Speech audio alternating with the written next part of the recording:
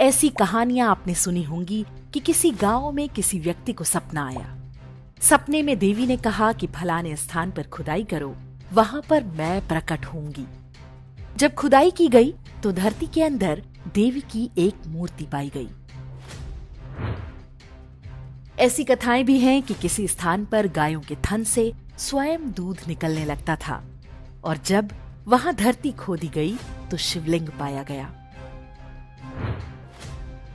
आप भारत के किसी भी क्षेत्र में रहते हो, उत्तर से दक्षिण और पूरब से पश्चिम तक, ऐसी कथाएं अलग अलग रूपों में विद्यमान हैं।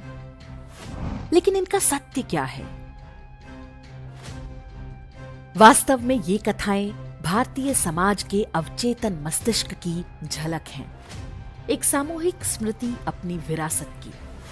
हजारों मंदिर और धर्मस्थल इस्लामी आक्रमणकारियों द्वारा तोड़े गए, उनमें स्थापित देवी देवताओं की प्रतिमाओं को अपमानित किया गया, लेकिन वे सभी भारतीय जनमानस में बने रहे। प्रसिद्ध इतिहासकार मीनाक्षी जैन की एक पुस्तक है flight of deities and rebirth of temples, episodes from Indian history. पुस्तक के नाम का अर्थ है मूर्तियों का पलायन और मंदिरों का पुनर्जन्म। इस पुस्तक में कुछ ऐसे ऐतिहासिक और कड़वे सचों को उजागर किया गया है जिन पर बात करना भी सेकुलर व्यवस्था को चुनौती देने की तरह है। जब इस्लामी आक्रमणकारी हमारे देश में तांडव मचा रहे थे, हिंदू महिलाओं से बलात्कार कर रहे थे, पुरुषों के नरमुंडों के ढेर लगाए जा रहे थे, बच्चों के साथ होने वाली बर्बरता की तो केवल कल्पना ही की जा सकती है। उस कालखंड में हिंदू देवालयों और उनमें स्थापित देवी देवताओं की स्थिति भी वैसी ही थी। आसमानी किताब के अनुसार काफिर तो हत्या और बलात्कार के योग्य होते हैं ही, उनकी पत्थर की मूर्तियां भी घृणित होती हैं।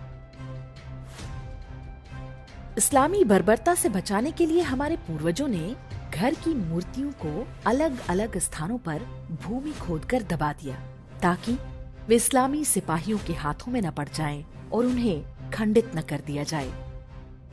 ईरान, इराक, अफगानिस्तान और पाकिस्तान जैसे देशों में आज भी धरती के नीचे से मूर्तियां निकलती रहती हैं। वहां रहने वाले हमारे हिंदू पूर्वजों ने उन्हें धरती में दबाया था, इस आशा में कि एक दिन वो फिर स्थापित होंगी, लेकिन वो दिन कभी नहीं आया। जिनसे आशा की गई थी वो स्वयं धर्मांतरण को विवश हो गए और उन्हें समझा दिया गया कि बुत परस्ती हराम है और बुत कोई नापाक वस्तु। मीनाक्षी जैन की पुस्तक में एक राजा का वर्णन है जो अपनी कुलदेवी की मूर्ति को जमीन में गाड़ने से पहले रोते हुए कहते हैं कि हे मां, जब इस देश से मुसलमानों का आतंक समाप्त हो जाएगा तो दोबारा तो इस भूमि से प्रकट होना और सत्य का शाश्वत प्रकाश एक बार फिर फैलाना। ऐसी न जाने ही कितनी मूर्तियां आज भी इस्लाम द्वारा जीते जा चुके भारत के क्षेत्रों जैसे पाकिस्तान, अफगानिस्तान और बांग्लादेश में गड़ी पड़ी हैं। उन्हें सही समय की प्रतीक्षा है जब वहां पर इस्लामी असुरों का शासन समाप्त होगा और दोबारा धर्म की स्थापना होगी। पुस्तक के अनुसार भारत की स्वतंत्रता के 10 से 20 वर्ष के अंदर केवल तमिलनाडु में ही 200 से अधिक घटनाएं हुई जहां लोगों को सपना आया कि किसी स्थान पर मूर्ति है और जब वहां पर खुदाई की गई तो वैसी ही मूर्ति पाई गई जैसी सपने में दिखी थी।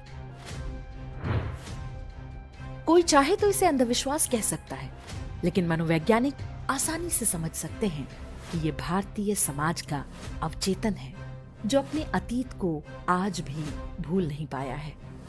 पहले इस्लामी और बाद में ईसाई अत्याचार की स्मृतियां हमारी सामूहिक चेतना में आज भी बनी हुई हैं। भले ही बीते 70 वर्ष के कांग्रेसी वामपंथी शासन में इन्हें दबाने और विस्मृत करने का प्रयास हुआ, लेकिन वो पूरी तरह से सफल नहीं हो सके। इसी सामूहिक चेतना का परिणाम है कि अयोध्या और काशी का वैभव फिर से लौट रहा है। इसी का फलित है कि हम अपने धार्मिक और सांस्कृतिक प्रतीकों के लिए संघर्ष कर रहे हैं और कांग्रेस द्वारा बनाए गए भेदभावपूर्ण कानून का विरोध कर रहे हैं जो हमें अपने स्वाभाविक अधिकार के लिए लड़ने से भी रोकते हैं। इस संघर्ष को और भी तेज करना होगा ताकि हमारा भविष्य सुरक्षित हो। जिन शक्तियों ने 1000 वर्ष तक हमें रौंदा और कुचला, वो आज भी हमारे बीच हैं। उनके षड्यंत्र आज भी जारी हैं। इन शत्रुओं को पूरी तरह नष्ट किए बिना चैन से बैठ जाना आत्मघाती होगा।